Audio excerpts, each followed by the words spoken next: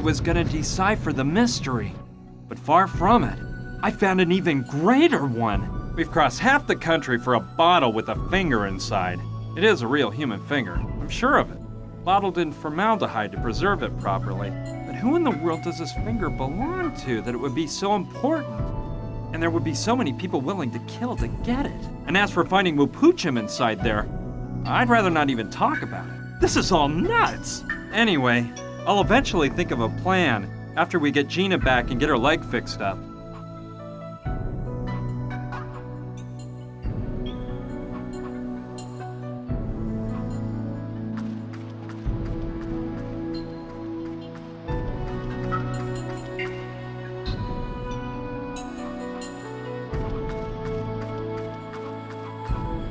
She's really weak. I'd better get her out of here as quickly as possible. It's sitting right at the entrance to the cave, like a sort of guardian to protect the village.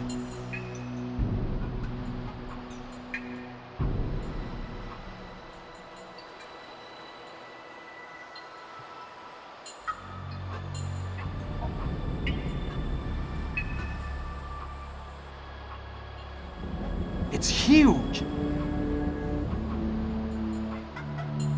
There's a ladder to go down inside.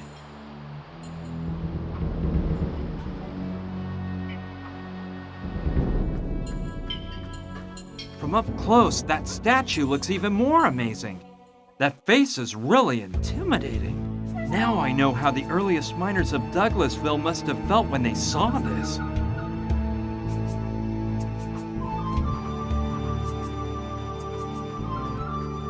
It must be some type of Hopi symbol. Even though it's in the shape of a cross, it's probably not like a church cross. It's a tomahawk. Yeah, a tomahawk could come in handy. Well, this is no simple axe. It can also be used as a pipe.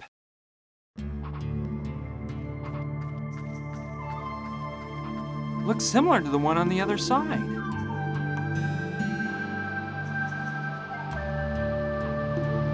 Yep, good idea. By dividing the wood into 2 pieces, I'll have 2 boards to use as a splint on Gina's leg. Ready. I think they're just the right size.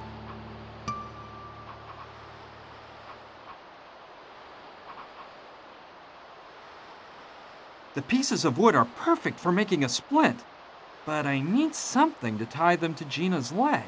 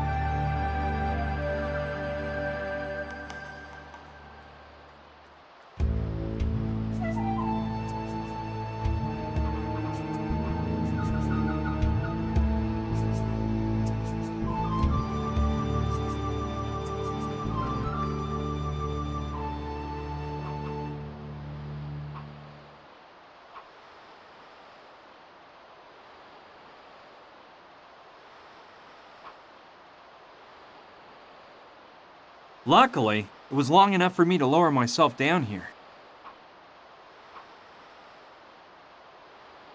Yes, from here, I could cut the rope pretty far up and get a long enough piece to use as a splint for Gina's leg. Here we go. I'll cut up as high as possible.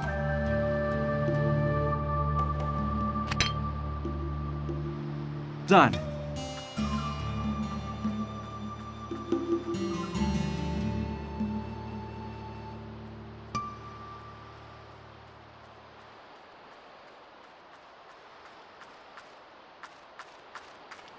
Let's grab the piece of rope I cut off. With this bit, I'll have enough to make a splint for Gina's leg.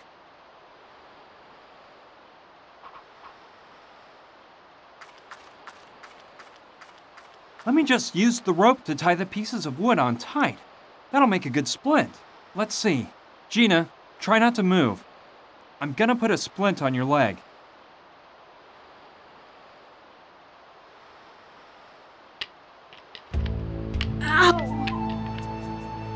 Okay, I think it'll work.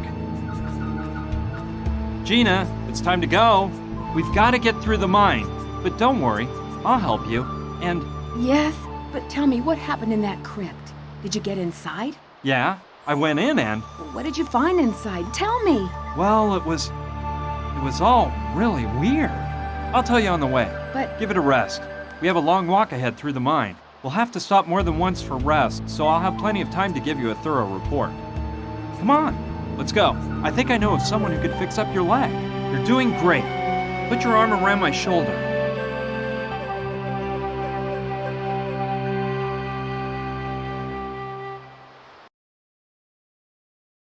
Oscar, my friend Gina has an injured leg.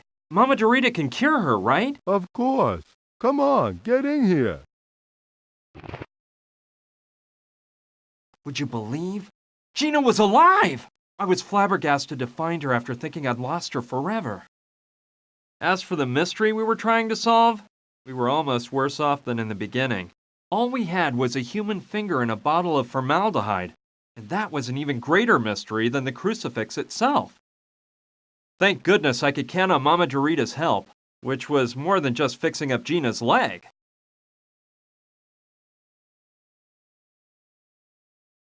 Now then, a bit of rest while the master plaster I've placed on her takes effect, and she'll be just like new in a short while. In the meantime, your little girlfriend had better stay here and not move a step. Thank you so much, Mama Dorita. You are so kind, ma'am. De nada. You said your name was Brian, right? Yes, ma'am. Brian. Brian Basco. Muy bien, Brian. Something tells me you are also in need of my help. What can I do for you? And please, stop calling me ma'am. Well, ma'am, I mean, miss. I need to speak with a dead person. Do you mean speak with the spirit of a dead person? Very well, I can help you with that. However, you must know that in addition to myself, I will need a medium while I perform the call to the other side. Furthermore, experience tells me that it is of the utmost importance for the success of the seance that the person with close emotional ties to the spirit remain present. To spice things up a bit, if you catch my drift, of course, you must keep in mind that you may wish to communicate with the unliving, but the unliving may not wish to communicate with you. As for the person with close emotional ties to the spirit, there's no problem. That person is Gina. Very well then, that problem is solved. All we have to take care of is the topic of the medium. Why do we need a medium? Look, spirits are intangible entities, and as such, they cannot produce any sounds whatsoever, unless they enter into the body of a living person and use it in order to speak. That is what mediums are for. They are referred to as horses in certain cultures.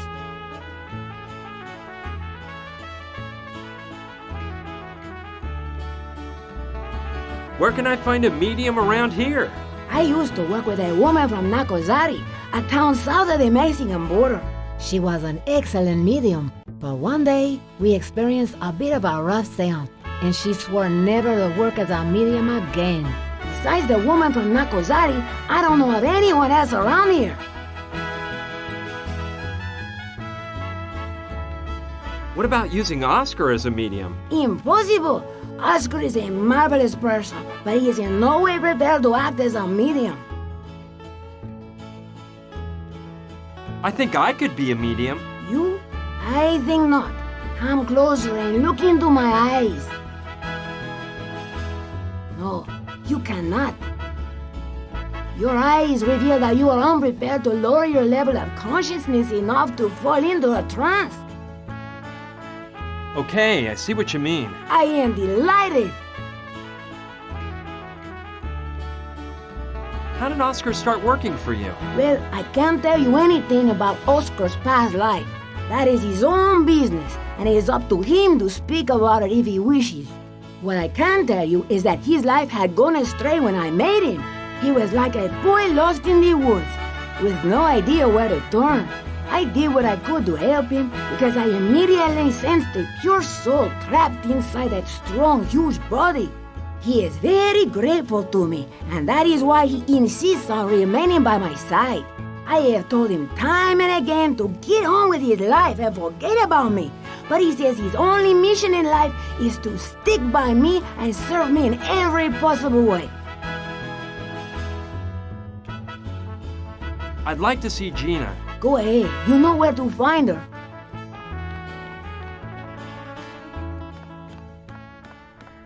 Gina!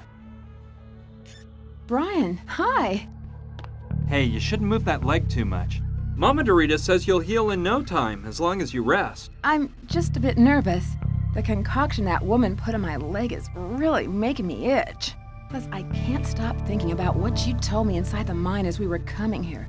Especially the part about the human finger in the bottle of formaldehyde. My God, Brian, what are we gonna do now? Well, I've been giving it some thought, and all I can think of is one thing. What do you propose? Look, I can't stop thinking about something that Indian chief told me. That Wapu something guy? Wupuchim, yeah.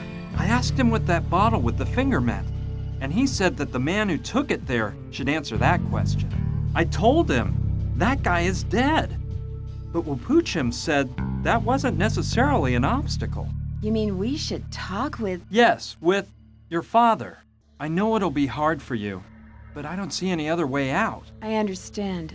Don't worry about it, but do you really think we can speak with a dead person? Just a few days ago, I would have answered you with a resounding no.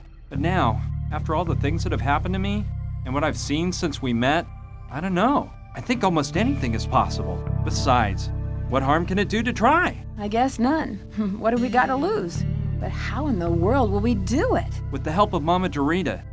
She's knowledgeable about these things. However, there's one thing that concerns me.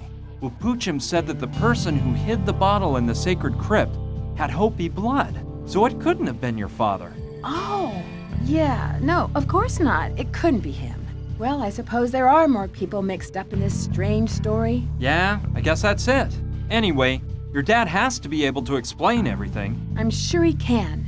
So, when should we do it? I have to get a medium for the seance. Okay. Well, keep me informed, please. How are you feeling? Better and better. I must admit, Mama Dorita knows what she's doing. I'm out of here. I have to work on finding a medium. That's okay. I hate having to stay here without moving, and without helping you. You just have to think about healing as fast as you can. See you later. Be careful. Bye-bye.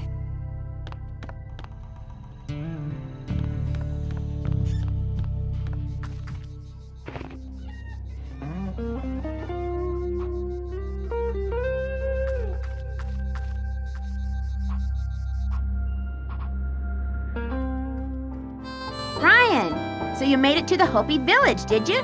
Come on, get up here right away and tell me how you did it. Okay, I'm coming.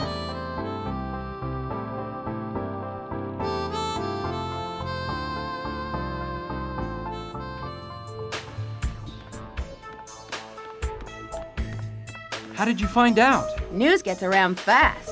And I also know you didn't come back from the Hopi village alone.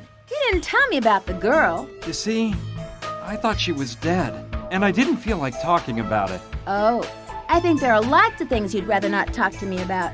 Don't you think it's time you told me the truth about how you got here? Well, all right, but I'm warning you, it's a crazy story. Oh, don't worry. All the better. Here goes. A few days ago, I started on...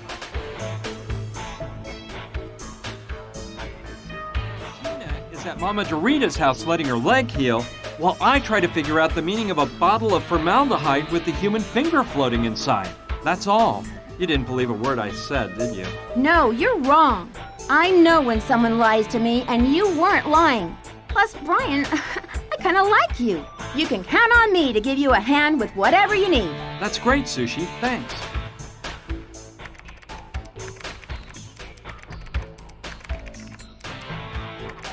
Those speakers look mighty powerful.